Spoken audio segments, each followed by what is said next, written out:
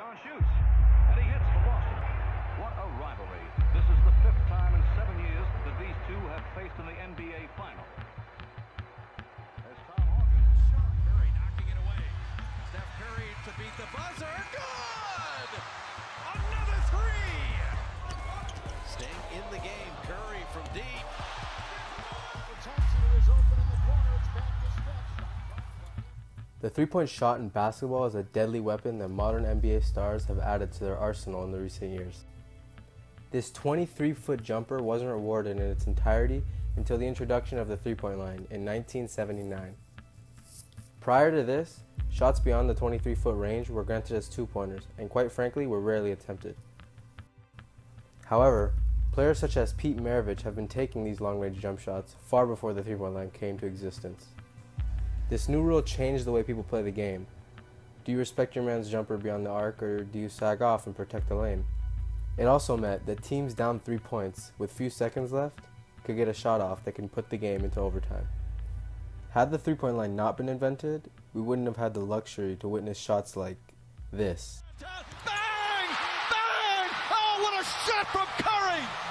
Or this. Out to Allen. His three-pointer. Bang! Tie game with 5 seconds remaining. And most recently, Puts it up. It's good! Kyrie Irving from downtown! And the Cavaliers by 3! yeah. While the three-point line did provide several positive new tactics, it also became an overplayed trend in its own way. Kids all across the US will shout Curry before faintly grazing the rim in an attempt to impress people in a pickup game. The shot is also becoming popular among big men in the league, resulting in players such as Karl-Anthony Towns and Kevin Love, who can help spread the floor and allow your guards to drive in the paint effortlessly. Now, back to the concept that it's being overused. The three-point field goal average in the early 80s ranged from 3 to 5 shots per game. And compare that to 2017's insane 26 attempts per game. If you're Mike D'Antoni, you're having a good day.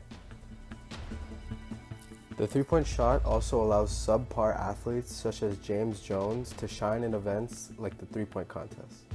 Other average athletes that probably wouldn't even be in the league without the three-point line include players like Steve Novak and Ryan Anderson. Look, my point is, over time, the three-point line has drastically modified the modern NBA by influencing players to work on their range and become a deadly weapon in the clutch. More specifically, big men, who are literally changing the positions on the court and giving a team a potential pick-and-pop scenario that can build around a good shooter and be insanely deadly. And as far as I'm concerned, this isn't the 80s anymore. I'm not sure the next time we'll be able to see a Shaq or a Wilt play in the league. Huge, powerful centers who can dominate in the paint rarely exist. Instead, we get 7-footers attempting three-point shots. And quite frankly, who's going to get the boards if your big man isn't down there to grab them? I just hope that the youth of this generation isn't too affected by this three-point era, and hopefully Kobe's efforts in Mamba Camp can show these kids the physical style of play he once had to go through. 3 with 2 in trouble. Force Kobe. Good little fake. 3 to tie. Bryant for 3. A bad pass saved by Bryant, who fires. Oh, and hits.